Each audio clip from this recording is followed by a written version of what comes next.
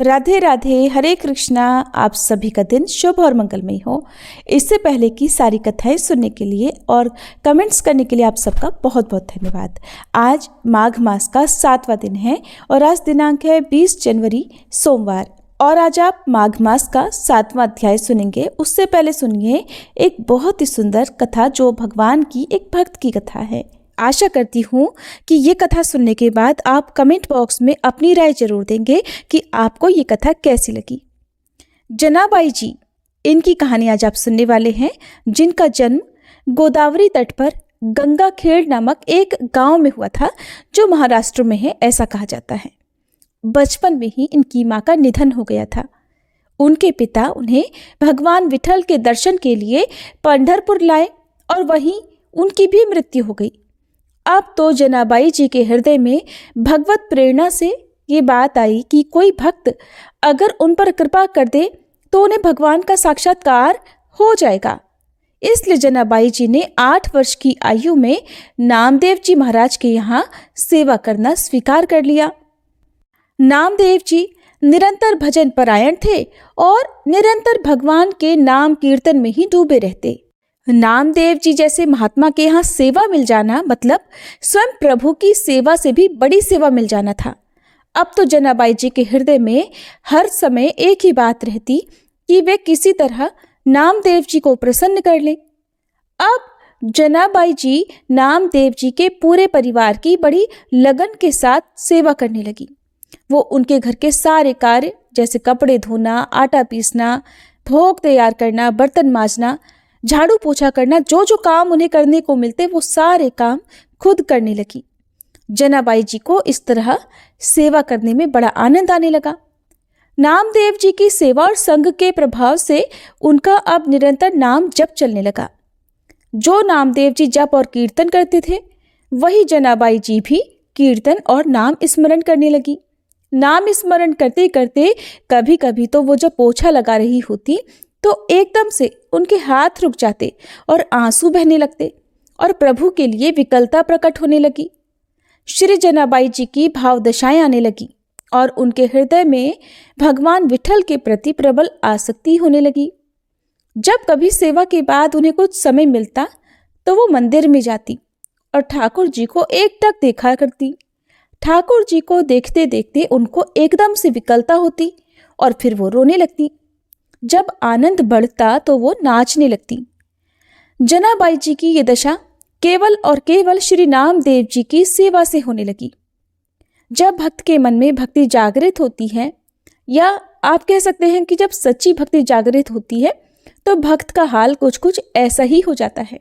जैसे मीराबाई भी भगवान कृष्ण की भक्ति में सुध-बुध खो बैठती थी, नृत्य करती थी, कभी रोती थी, ठीक उसी तरह से हाल जनाबाई जी का होने लगा।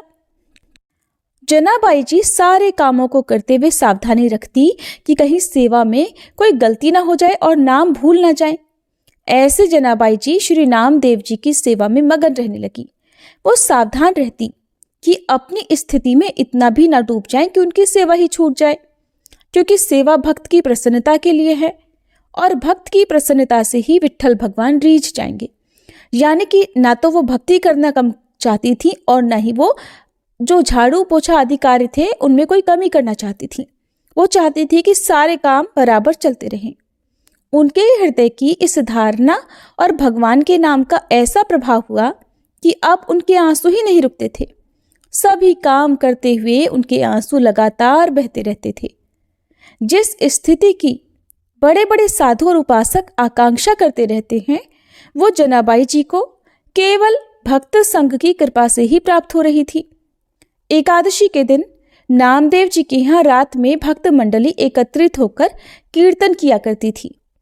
कोई मृदंग बजाता, कोई करताल बजाता, कोई नृत्य करते हुए नाम कीर्तन करता, कोई प्रभु की आनंदमयी लीलाओं का गायन करता, तो कोई एकांत में बैठा हुआ उन लीलाओं और कीर्तन को सुनकर आंसू बहाया करता। नामदेव जी के यहाँ पूरी एकादशी की रात्रि को ऐसा कीर्तन होता और जनाबाई सब संतों की सेवा करके एकांत में कोने में खड़ी रहती। वो नामदेव जी और बड़े बड़े भक्तों की भाव दशाएं देखा करती तो उनके हृदय में ये सब कुछ देखकर विकलता और बढ़ जाती। संकीर्तन के आनंद सागर में वो भी पूरी रात डूबी रहती। उनको तो ये भी नहीं पता चलता था कि रात्रि कब बीत गई।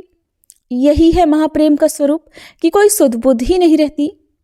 प्रातः काल होते ही भक्त मंडली चली जाती और जनाबाई भगवत प्रेम की मादकता में बावरी हुई ठाकुर जी की प्रसन्नता के लिए श्री नामदेव जी की सेवा में मगन रहने लगती। एक दिन एकादशी की रात्रि में जनाबाई भाव में ऐसी डूबी हुई थी कि सुबह हो गई और उनकी बाकी सेवा बाकी रह गई। घबराते हुए उन्होंने सोचा कि पहले वस्त्र धो लें।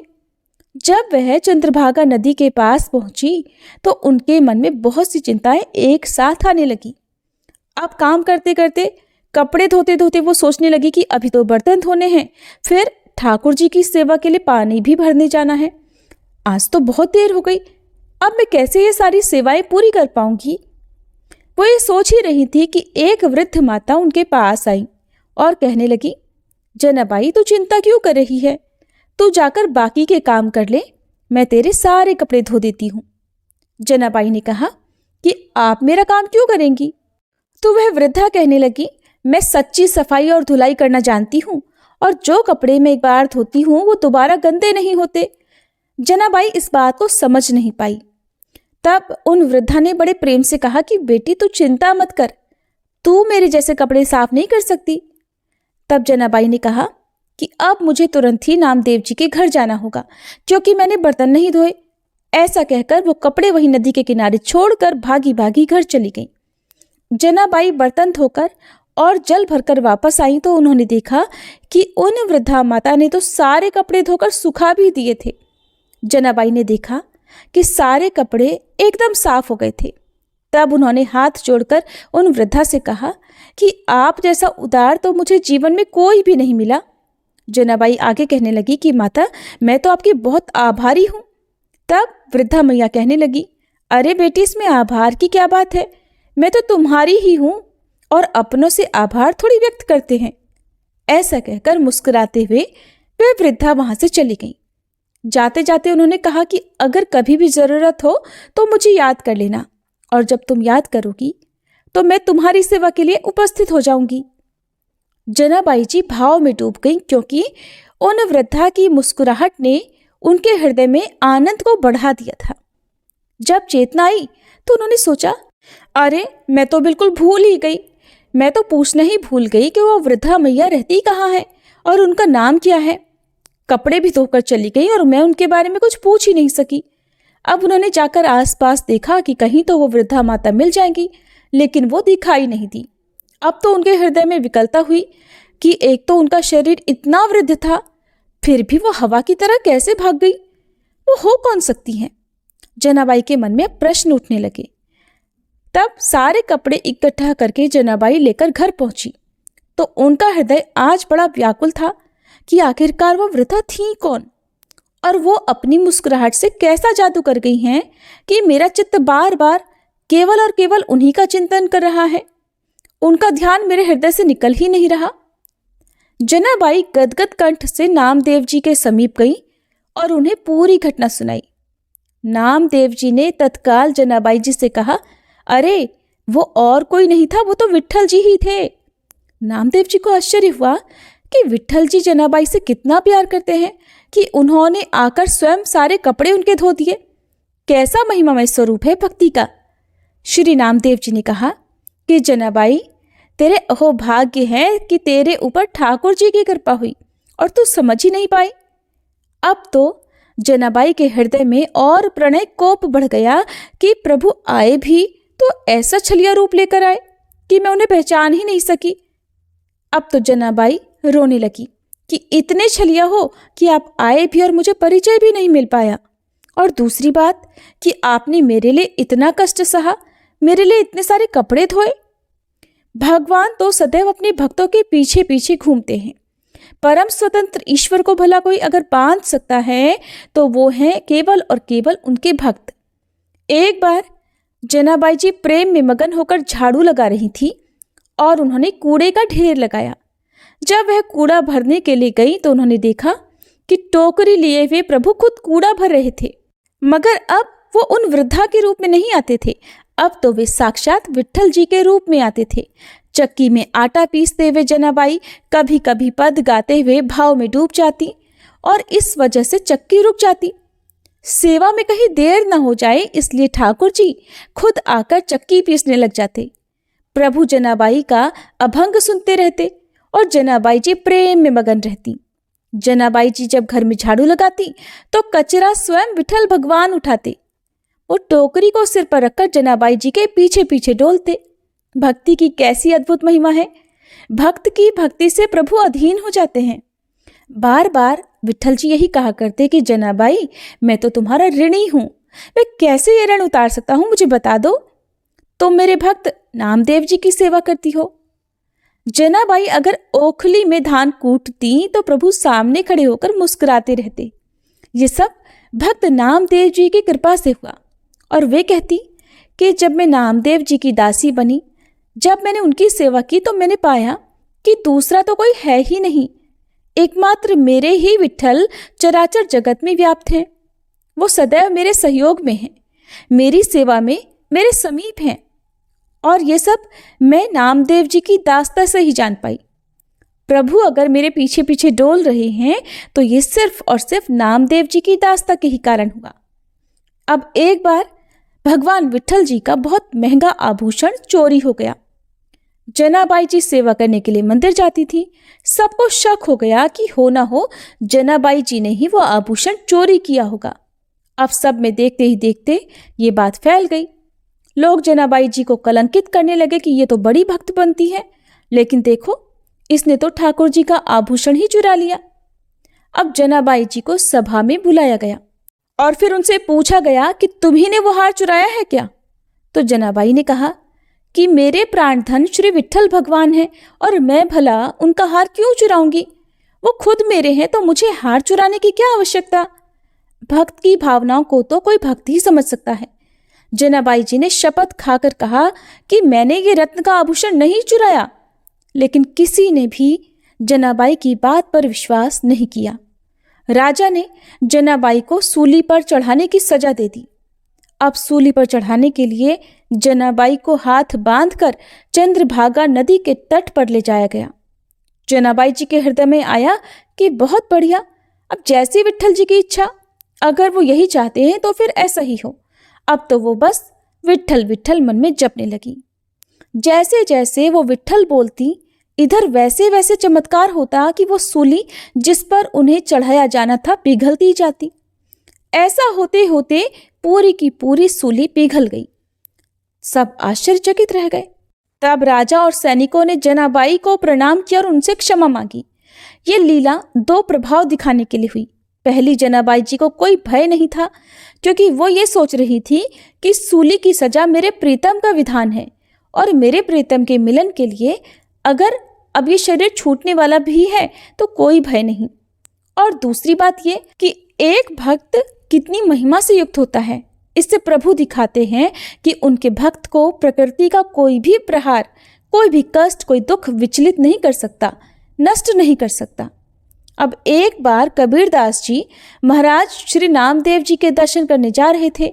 उन्होंने देखा कि कुछ शोरगुल हो रहा है, तो उन्होंने किसी से पूछा कि अरे क्या हो रहा है, ये शोरगुल कैसा? तब उन्हें बताया गया कि जनाबाई जी किसी स्त्री से झगड़ा कर रही हैं। कबीरदास जी ने कभी सुना नहीं था, तो पूछने लगे जनाबाई कौन है? तो उन्हें बताया गया कि वो तो नामदेव जी की सेवा में रहती हैं। अब कबीरदास जी नजदीक गए तो पता लगा कि लड़ाई गोबर के कंडों पर हो रही है। उनके मन में विचार आया कि एक भक्त भला कंडों के लिए कैसे लड़ सकता है। वो ऐसे ही आनंद मगन होकर उनका झगड़ा सुनने लगे। तब जनाबाई दूसरी स्त्री से कह रही थी कि ये कंडा मेरा है। जनाबाई ने कहा नहीं, ये कंडा मेरा है। उस स्त्री ने जनाबाई से पूछा कि बता तेरे कंडे की पहचान क्या है? तब जनाबाई जी ने जो बोला वो आप सब भी सुनिए। जनाबाई ने बोला कि कान में लगा के सुनो, मेरा कंडा बोल रहा है विठल विठल। और यह आश्चर्य की बात है कि जड़ वस्तु से नाम गूंजने लगा। जब सामने वाली स्त्री ने भी सहमति दे दी कि कंडे से तो सच में विठल विठल सुनाई दे रहा है, तो कबीरदास जी को भी लगा कि चलो देखा जाए कि इस बात में कितना सच है। अब कबीर दास जी ने भी कंडे को अपने कान पर लगाया तो उन्हें भी विठल विठल सुनाई दिया। तब उन्होंने जनाबाई जी के चरणों में प्रणाम किया। कबीर दास जी ने सोचा कि कितने महान हैं नामदेव जी कि उनकी सेवा में रहने वाली दासी के भी ऐसे महान परमाणु हैं कि जिस चीज को उन्होंने छू लिया वही चीज विठल विठल बोलने लगी। जनाबाई जी की नामदेव जी से ऐसी तन्मयता हो गई थी कि जब नामदेव जी ने समाधि ली तो ठीक उसी दिन कीर्तन करते हुए जनाबाई जी भी विठल भगवान में लीन हो गई। तो जो भक्त भगवान के चरणों का आश्रय लेता है उसके सारे विकार नष्ट होकर प्रभु उसे भगवत अनुराग में रंग देते हैं। तो इस प्रसंग से हम सबको सीखने को मिलता है कि किसी भक्त की सेवकाई से प्रभु कितने प्रसन्न हो जाते हैं और भक्तों के प्रति श्रद्धा रखने से भगवत प्राप्ति कितनी सरल हो जाती है। तो ये थी आज की कथा। अब सुनिए आज का माघ मास महात्म्य। इससे पहले के अध्याय में आपने सुना था कि किस प्रकार 5 कन्याएं एक ऋषि पुत्र को मोहित करने का प्रयास कर रही थी। वे पांचों की पांचों ऋषि पुत्र को अपने कामदेव रूपी बाणों से घायल करने का प्रयास कर रही थी, किंतु ऋषि पुत्र वहां से किसी अनिष्ट होने की आशंका से अदृश्य हो गया। अब आगे क्या हुआ इसका वृतांत जानने के लिए आप सभी सुनिए आज का अध्याय। वह पांचों कन्याएं इस प्रकार विलाप करती हुई बहुत देर तक प्रतीक्षा करके अपने घर वापस लौट गईं। जब अपने घर में पहुंची तो उनकी माताओं ने कहा कि आज इतना विलंब तुम सबने क्यों कर दिया। तब कन्याएं अपनी माता से असली बात को छुपा गईं और कहने लगी कि माताश्री, हम तो किन्नरियों के साथ क्रीड़ा करती हुई सरोवर पर थीं। ऐसा कहकर कि आज हम बहुत थक गई हैं और कुछ आराम करना चाहती हैं, ये कहकर वो जाकर लेट गईं। ऋषि वशिष्ठ जी कहते हैं कि इस प्रकार आशय को छुपाकर वह विरह की मारी पड़ गई। अपने घर में आकर किसी प्रकार की कोई क्रीड़ा नहीं की। वह रात्रि उनको एक युग के समान बीती। सूर्य नारायण के उदय होते ही वे अपने आप को जीवित मानती हुई अपनी माताओं की आज्ञा लेकर गौरी पूजन करने के लिए वहां पर जाने लगी। उसी समय वह ब्राह्मण भी स्नान करने के लिए सरोवर पर आया। उसके आने पर कन्याओं ने वाह वाह किया, जैसे कमलिनी प्रातःकाल सूर्योदय को देखकर कहती है। उसको देखकर उन सभी के नेत्र खुल गए और ब्रह्मचारी के पास चली गई। आपस में एक दूसरे का हाथ पकड़कर चारों तरफ से उस ब्रह्मचारी को घेर लिया और कहने लगी कि मूर्ख, उस दिन तो तू भाग गया था, लेकिन आज नहीं भाग सकता। अब हम लोगों ने तुम्हें घेर लिया है। ऐसे वचन सुनकर बाहुपाश में बंधे हुए ब्राह्मण ने मुस्कुराकर कहा कि हे कन्याओं, तुमने जो कुछ भी कहा वो बिल्कुल ठीक है, परंतु मैं तो अभी विद्याभ्यास और ब्रह्मचारी हूँ। गुरुकुल में मेरा विद्याभ्यास भी पूरा नहीं हुआ है और एक पंडित को चाहिए कि जिस आश्रम में रहे उसके धर्म का पालन करे। इस आश्रम में मैं विवाह करना अपना धर्म नहीं समझता। अपने व्रत का पालन करके और गुरु की आज्ञा पाकर ही मैं विवाह कर सकता हूँ, उससे पहले कर ही नहीं सकता। ब्राह्मण की बात सुनकर कन्याएं कहने लगी। इस प्रकार कन्याएं बोल रही थी जैसे मानो वैशाख मास में कोयल कूकती है। वे कहने लगी कि धर्म से अर्थ और अर्थ से काम और काम से धर्म के फल का प्रकाश होता है। ऐसा ही पंडित लोग और शास्त्र भी कहते हैं। हम काम सहित धर्म की अधिकता से आपके पास आई हैं, सो आप पृथ्वी के सब भोगों को भोगिए। कन्याओं की बात सुनकर ब्राह्मण कहने लगा, हे कन्याओं, तुम्हारे वचन एकदम सत्य हैं, किंतु मैं अपने व्रत को समाप्त करके ही विवाह कर सकता हूँ। उससे पहले मैं विवाह कदापि नहीं कर सकता। तब वे कन्याएं कहने लगी कि तुम मूर्ख हो। अनोखी औषधि, ब्रह्म बुद्धि, रसायन सिद्धि, अच्छे कुल की सुंदर नारियां तथा मंत्र जिस समय भी प्राप्त हो उसे तभी तुरंत ग्रहण कर लेना चाहिए। ऐसे कार्य को टालना बिल्कुल अच्छा नहीं होता। केवल भाग्य वाले पुरुष ही प्रेम से पूर्ण, अच्छे से कुल से उत्पन्न स्वयंवर चाहने वाली कन्याओं को प्राप्त होते हैं।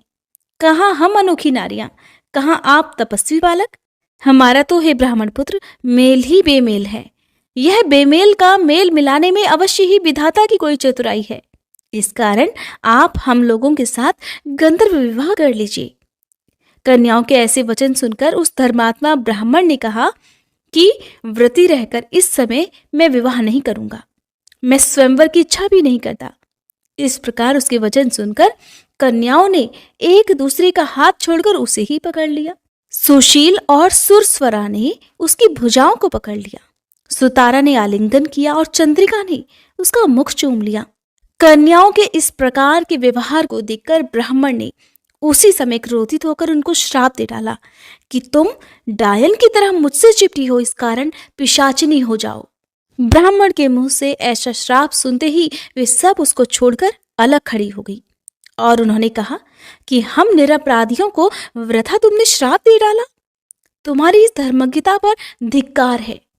प्रेम करने वाले से बुराई करने वाले का सुख दोनों लोकों में नष्ट हो जाता है, इसलिए तुम भी हम लोगों के साथ ही पिशाच हो जाओ। तब वे आपस के क्रोध से उस सरोवर पर पिशाच और पिशाचिनी हो गई और बस पिशाच पिशाचिनी कठिन शब्दों से चिल्लाते हुए अपने अपने कर्मों को भोगने लगे। वशिष्ठ जी कहने लगे कि हे राजन, इस प्रकार वह पिशाच उस सरोवर के इधर उधर फिरते रहे। बहुत समय पश्चात मुनियों में श्रेष्ठ लोमश ऋषि पौष शुक्ल चतुर्दशी को उस अच्छोद सरोवर पर स्नान करने के लिए आए। जब क्षुधा से अर्थात भूख से दुखी इन पिशाचों ने उनको देखा तो उनकी हत्या करने के लिए गोल बांधकर उनकी चारों तरफ से उन्हें घेर लिया। वेदनिधि ब्राह्मण भी वहां पर आ गए और उन्होंने लोमश ऋषि को साष्टांग प्रणाम किया। फिर पिशाच ऋषि के तेज के सामने ठहर ही नहीं पाए और दूर जाकर खड़े हो गए। वेदनिधि हाथ जोड़कर लोमश ऋषि से कहने लगे कि भाग्य से ही ऋषियों के दर्शन होते हैं। फिर उन्होंने गंधर्व कन्या और अपने पुत्र का परिचय देते हुए सब वृत्तांत कह सुनाया और कहने लगे कि हे मुनिवर, ये सब ही श्राप मोहित होकर आपके सामने खड़े हुए हैं। आज इन बालकों का निस्तार होगा जैसे सूर्योदय से अंधेरे का नाश हो जाता है। वशिष्ठ जी कहने लगे कि पुत्र के दुख से दुखी हुए वेदनिधि ब्राह्मण के ऐसे वचन सुनकर लोमश ऋषि के नेत्रों में जल भर आया और वेदनिधि से कहने लगे कि मेरे प्रसाद से बालकों को शीघ्र समृद्धि पैदा हो। मैं उनका धर्म कहता हूँ, जिससे इसका आपस का ज्ञान विलीन हो जाएगा। वेदनिधि हाथ जोड़कर कहने लगे कि हे महर्षि, धर्म को जल्दी ही कहिए, क्योंकि श्राप की अग्नि बड़ी दुखकारक होती है। तब लोमश ऋषि कहने लगे कि ये सब मेरे साथ नियम पूर्वक माघ स्नान करें, अंत में यह श्राप से छूट जाएंगे।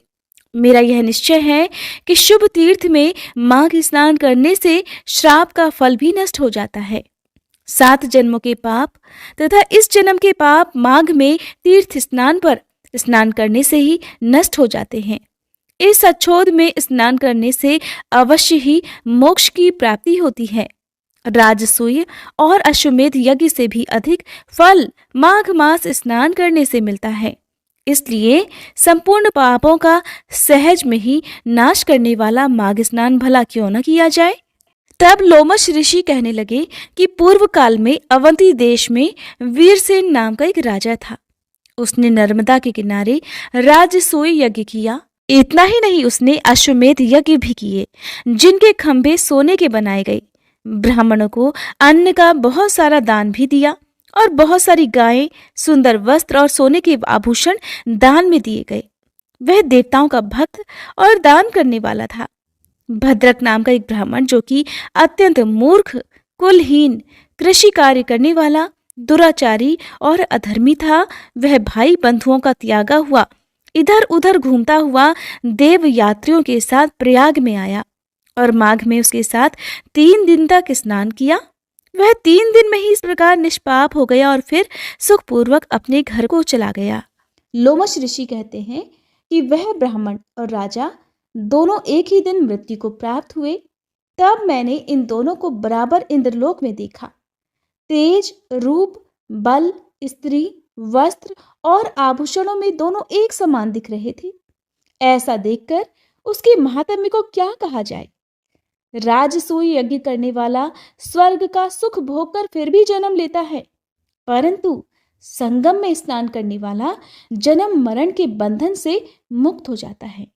गंगा और यमुना के संगम की हवा के स्पर्श से ही बहुत से दुखों का नाश हो जाता है। और अधिक क्या कहें, किसी भी तीर्थ में किए गए पाप माघ मास में प्रयाग में स्नान करने से ही नष्ट हो जाते हैं। मैं पिशाच मोचन नाम का एक पुराना इतिहास तुम्हें सुनाता हूँ। अब ध्यानपूर्वक सुनो। इस इतिहास को वे कन्याएं और तुम्हारा पुत्र भी सुने, इससे इनको स्मृति प्राप्त होगी। पुरातन समय में देवद्युति नाम का बड़ा गंभीर और वेदों का पारंगत एक वैष्णव ब्राह्मण था। उसने पिशाच को निर्मुक्त किया था। वेद निधि कहने लगे कि वह कहाँ का रहने वाला, किसका पुत्र, किस पिशाच को उसने निर्मुक्त किया। हे ऋषिवर, आप कृपया ये सब विस्तार पूर्वक सुनाइए। तब लोमश ऋषि कहने लगे, किल्पाग्नि से निकली हुई सुंदर सरस्वती के किनारे पर उसका स्थान था।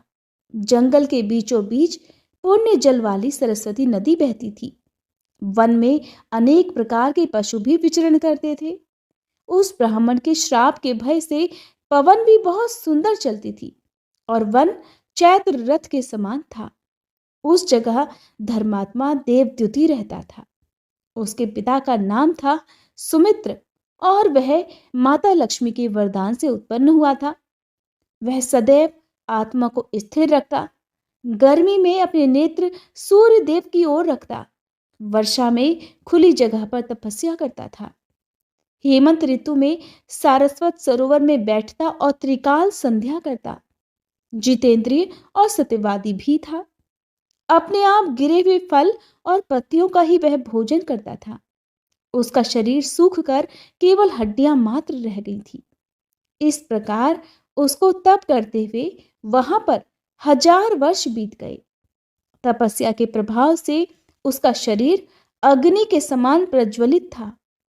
श्री हरि की प्रसन्नता से ही वह ये सब कर्म करता। दधीची ऋषि के वरदान से ही वह श्रेष्ठ वैष्णव हुआ था। एक समय उस ब्राह्मण ने वैशाख महीने की एकादशी को श्री हरि की पूजा कर उनकी सुंदर स्तुति और विनती की। उसकी विनती सुनकर भगवान उसी समय गरुड़ पर विराजमान होकर उसके पास आए। चतुर्भुज विशाल नेत्र, मेघ जैसा स्वरूप, भगवान को स्पष्ट देखकर मारे प्रसन्नता के उसकी आंखों में आंसू भर आए और धन धन्य होकर उसने भगवान को प्रणाम किया। उसने अपने शरीर को भी याद नहीं रखा और भगवान के ध्यान में लीन हो गया। तब भगवान कहने लगे, हे देवद्युति, मैं जानता हूं कि तुम मेरे परम भक्त हो। मैं तुमसे अति प्रसन्न हूं, तुम वर मांगो। इस प्रकार भगवान के वचन सुनकर प्रेम के मारे लड़खड़ाती हुई वाणी में वह कहने लगा कि हे देवाधिदेव, अपनी माया से शरीर धारण करने वाले आपका दर्शन देवताओं को भी दुर्लभ है। अब जब आपका दर्शन भी मुझे हो गया तो मुझे भला और क्या चाहिए। मैं सदैव केवल आपकी ही भक्ति में लगा रहूं, ऐसा वरदान आप मुझे दीजिए। तब भगवान उसके वचन सुनकर कहने लगे कि ऐसा ही होगा। तुम्हारी तपस्या में कभी कोई बाधा, कोई विघ्न नहीं पड़ेगा। जो मनुष्य तुम्हारे कहे गए स्तोत्र को पढ़ेगा उसकी मुझ में अचल भक्ति होगी, उसके धर्म कार्य सांगोपांग होंगे और उसकी ज्ञान में परम निष्ठा होगी। ऐसा कहकर भगवान वहां से अंतर्ध्यान हो गए। तब देवनिधि कहने लगे, हे महर्षि, जैसे गंगा जी में स्नान करने से मनुष्य पवित्र हो जाता है, ठीक वैसे ही भगवान की इस कथा को सुनकर मैं भी पवित्र हो गया। अब कृपया करके उस स्तोत्र को कहिए जिससे उस ब्राह्मण ने भगवान को प्रसन्न किया। हरे कृष्णा। आज का अध्याय समाप्त हुआ। अगर ये कथा आपको पसंद आई हो तो प्लीज़ वीडियो को लाइक करना मत भूलिएगा।